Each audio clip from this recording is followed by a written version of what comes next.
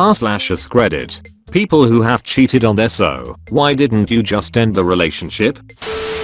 TLDR, I cheated on a boyfriend because I knew it was the only way he'd let me out of the emotionally and sexually abusive relationship. So it's a long story, but I'll try to summarize. In most cases, I condemn cheating. It's much easier to split up and spare someone's feelings than to break someone's trust by cheating. But in my case, my BF was incredibly manipulative and controlling, so I felt it was my only escape. Back in college, I, 19, dated an exchange student, 26, but he claimed he was 24. That started out incredibly uncomfortable, borderline sexual assault, but I was too naive and insecure to end it before things got worse. He would get me drunk while staying sober himself and take advantage of me almost every night for almost 2 months before one night he took me to his cousin's house. I only drank a hard lemonade, but I left it on the table while I went to the bathroom. After drinking it, I remember sitting on the couch chatting with his cousin's girlfriend and then nothing. Flash of broken glass. Back to nothing. My BF and his cousin carrying me, then fade to black. I woke up the next afternoon naked on a mattress in the corner of a room I'd never seen before next to a broken mirror. My BF came in and said I was super funny last, and he filmed me. He showed a video of me in tears, clearly disoriented and asking him why, and begging for him to kill me.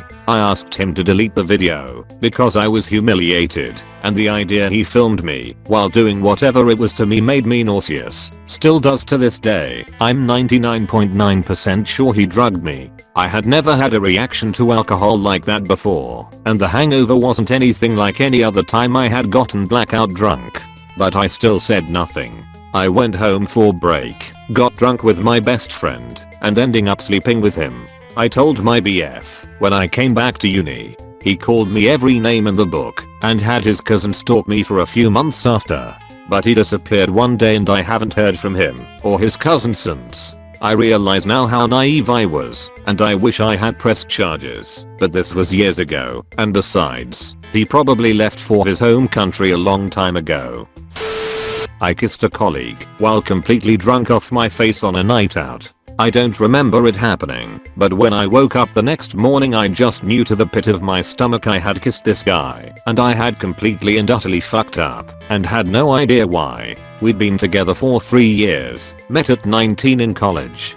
He was honestly the perfect guy, someone who ticked all the boxes, kind, smart, great family and job, similar friends, attractive. The spark and sex life died about a year before we broke up, and I think I wasn't ready to acknowledge this was the end of the road for us. We'd try to talk through my lack of sex drive, but it got to the point where I would avoid initiating any kissing because of the huge amount of guilt I'd feel for not wanting to have sex, but also feeling like a shitty partner for not having ever wanting to have sex. I'd been out before and gotten drunk and nothing like this had ever happened. I had to really think about why I'd ever do something like this, and coming to the realization I wasn't in love anymore. Even though he was such an incredible guy broke my heart. The first year or so, we were so in love, but at some point I had fallen out of love, but I was trying to persevere in the hope that feeling would come back. There was also this weird pressure in that everyone would comment he would never break up with me because he was so in love with me, and he'd poke fun that he loved me more than I loved him. Doing long distance for a year and me starting work first while he finished college probably accelerated me growing apart. I never ever thought I would be the one who cheat. I had such high moral standards for others and myself, and I'm still disappointed today that I cheated. I took a year to work on myself and what I wanted, and looking back now, I was probably in denial about it being over for me, but I stayed together because he was perfect, just not for me. It's been a year, and he was nothing but a gentleman. When people asked why we broke up, leaving out the kiss and telling them it was sudden breakup, but he respected my decision. I hear he's seeing someone else now, and I hope it works out for him. He does deserve the best. I was in a long-term codependent relationship as a teen. I lived with him and paid for all of our food and gas while working 40 hours a week to get away from my abusive family. We were together for nearly 5 years. He lived off his dad's money and acted like the world owed him more. He cheated a few times, once with my best friend. I was always afraid to leave because I thought it'd have nowhere to go. Even though he had faults, he was a giving person and a game changer for my life. He was distant and would love bomb me when I would try to untangle from him. Constant blowout fights, years of resentment and anger had basically destroyed our relationship. One day when we were visiting a friend upstate, I got food poisoning and was stuck at the hotel. He left and went out to party. A friend of a friend that lived in the area heard what happened and came to check on me. He was so gentle and sweet. I'd never felt that kind of sincerity from another person. The second I saw him, I felt a pull. Regrettably, I cheated. I can't undo that, and it was 100% my fault. I think I knew the second he came over what was going to happen. The drive home was tense, and I remember half WSY there looking at him and saying, we both know we can't be together anymore. I moved home and saved money, made friends, had new lovers, repaired what I could with my family. It was tragic, but necessary. At this point many years later, I'm thankful for it. I'd probably still be with my ex today if I hadn't been selfish. I wish we could have found a way to work out our problems in a healthier way. He is still living off his dad's money, partying too much, and bouncing from one girl to the next, cheating on them all. We talked a few months ago for the first time in years. Pain is still there, love too, but mostly pain. We were both kids trying to navigate an adult relationship, and ultimately we failed. I have cheated once. I loved this guy more than I can say in words, but we did not have a healthy relationship. He cheated on me. I even caught him once in bed with another man, and I stayed with him anyways because he was my world. He was my best friend. He was my family. But we didn't have sex. It killed me inside. I would show up at his house wearing nothing but lingerie and a fur coat. I wish this was a made up story by FML, it isn't. And he would ignore me. I didn't feel like I was attractive or sexy, and it got to the point where I didn't think he would even care if I had sex with someone else. So one night, I was out at a show with a bunch of people, including a guy I had an innocent crush on, and we ended up kissing. One kiss. I felt terrible about it afterwards. Sick. I confessed to my boyfriend and he went insane. He punched the windshield of my car and shattered it while I was driving. It was bad. He felt betrayed. Looking back at this 20 years later, it's obvious what was going on, but I didn't see it at the time. I was young, naive, and he was everything to me. I regretted hurting him then, and I still regret it to this day. I have never cheated on anyone again. Cheating isn't the answer. Talk it out, work it out, or get out. Edit. Wow, I didn't expect this to blow up like it did. Thank you all so much for the really supportive and kind comments. And to clear things up, I'm a female. Edit 2. Since a lot of you have commented on my statement about it's obvious what was going on and wonder what I meant by this, he was into dudes and I think he was very conflicted about it at the time. I'm glad I came across this post today. Married almost 4 years, together 8. My husband is in a treatment center for an addiction that has surfaced over the last year or so. So much heartbreak has led up to him going to treatment. He's been out of the house for almost 2 months, and I'm alone with my babies. My kids are very little. I'm still nursing, and I stop generally when they get teeth. He hasn't been contributing financially, took money, has been reckless, but I don't have any suspicion of him cheating whatsoever. I feel all the feeling that go along with cheating: betrayal, humiliation, anger, diminished self-worth, etc. He went to treatment last night. He has pleaded for me to stay. I told him I'd be here. I found myself on a dating site. I can't tell you why. None of the men on there appeal to me like my husband does. I'm still very much in love with him. I know how addiction works. I myself do not deal with anything personally, but I read up. I get it's out of his control, but none of it is really any consolation. The more messages I respond to, the more normal it seems. I guess maybe I was looking for some kind of personal validation, or maybe to adopt some kind of alternate lifestyle that he would hate, like he did to me. Sounds petty, I know. Don't judge me, I'm going through it. Anyway, point is, after reading these posts I know I'm being ridiculous. I don't want to cheat. Not like this. If treatment doesn't work out for us, then I will have to do what's right for my family and end the relationship. Thank Reddit for renewing my strength today. My now ex told the woman he was cheating on me with that he wasn't getting enough attention at home. In truth, he was being verbally and emotionally abusive to me, giving me the silent treatment, pushing me away, and sabotaging our marriage because he thought I should just read his mind instead of opening his mouth and telling me what he was upset about. He stopped parenting his teenage son out of spite because I called him out on his lax parenting. He would test me constantly by leaving shit all over the house knowing it would make me upset, etc etc. In actuality, he just was a selfish abusive jerk who refused to talk to the person who loved him the most and just wanted to work things out. He ran away from his problems instead of facing them like an adult. I had realized that I was having a mental breakdown and went and got help, including intensive EMDR therapy for diagnosed CPTSD, and instead of helping me through my therapy process, he was fucking someone else. He never was going to end our marriage. Yes, he left me to go live with his parents, but he kept coming back wanting sex. Eventually I told him I wasn't going to be his side piece when he wasn't around the woman he left me for. Nothing would have changed if I hadn't set those boundaries. Sure, she was 10 years younger than me and thinner than me, and she never had to ask him to clean up after himself or ask his son to do his chores. Apparently he has distanced himself from his parents, siblings and now adult children as well in favor of this woman and her 5 children. I hope it was worth it to him. I was broken from a previous, very serious relationship, the aftermath of which pretty much ruined my life as it was, and had me single for 4 years. About 6 months into my first new relationship, I ended up flirting with a girl who was not my just a random, at a party, and getting a cab with her to her house.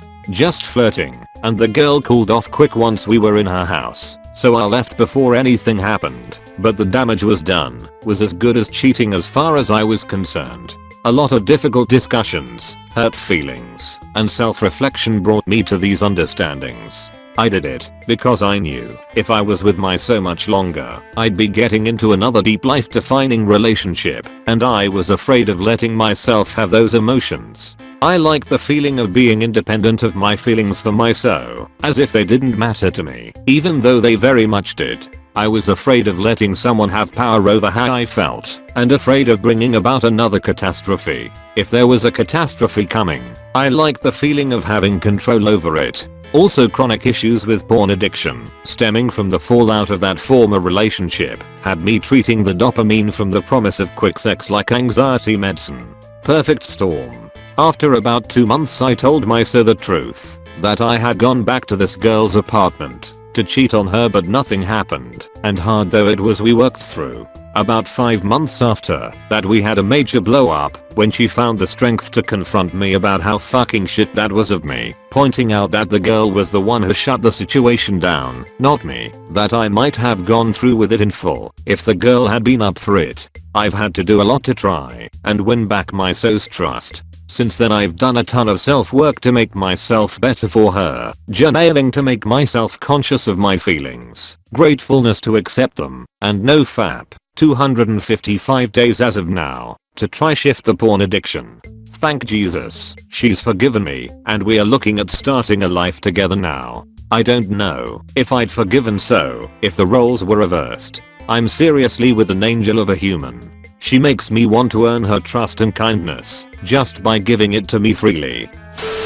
This is going to be really long, but I feel like I need to get this off of my chest. I haven't really talked about this before to anyone, except doctors and some family members. I was really young, like middle school and high school, had an undiagnosed psychotic disorder and undiagnosed anxiety, along with definite depression, although technically also undiagnosed, but I knew I was incredibly depressed, and I lived with my mom, who is not only a hoarder, but also a narcissist that would constantly lie for attention, which at the time I didn't know.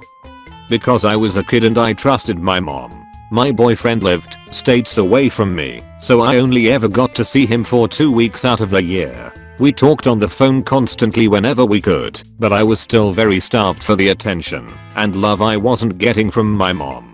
So basically I was constantly stressed out because the house was awful. I was hungry. My mom only cooked for herself and got the foods she liked and would eat, leaving me to fend for myself. And because I wasn't doing the best in school, because I was depressed and just didn't have the energy to do the work I needed to do. I didn't ever get diagnosed with anything at that age, because when I told my mom I was depressed and that there were times I really wanted to be dead, she told me to not tell anyone and to just fight through it. Any hallucinations I had, which at the time were very graphic due to the stress, I just wrote off as it's just the light tricking my eyes, because that's what my mom told me it was when I mentioned it to her once. Our cats peed and pooped on just about everything, which was my job to clean.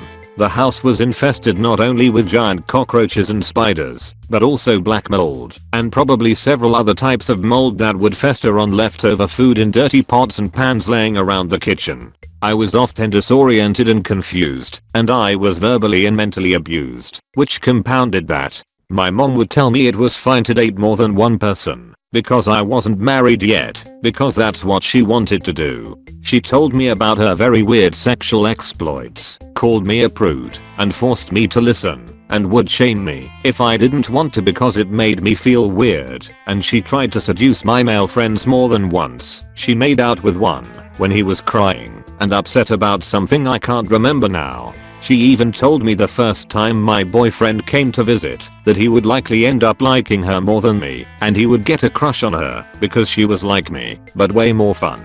I was so turned around by the things she did and all of the odd things that happened I took as being normal. She would additionally sneak drugs that I shouldn't have ever had into my diet, like some weird opium medicine she was given by her doctor for her horrible, probably black mold induced, coughing, which she gave to me when I had a little chest cold. I was unconscious for more than 8 hours on the couch that day. They just left me there. I didn't take any more of it because I was afraid of it after the fact, and she didn't tell me it was opium based until after she'd given it to me. I don't know why she liked to do this. I also found out when working things out with my older brother when I was in college that she'd made tea from magic mushrooms and gave it to me when I was a real little kid, like 4ish. I was used to being spoken down to and used to everything being my fault, and because of this, I would isolate myself in my room a lot. I never really went anywhere or did anything other than school related stuff.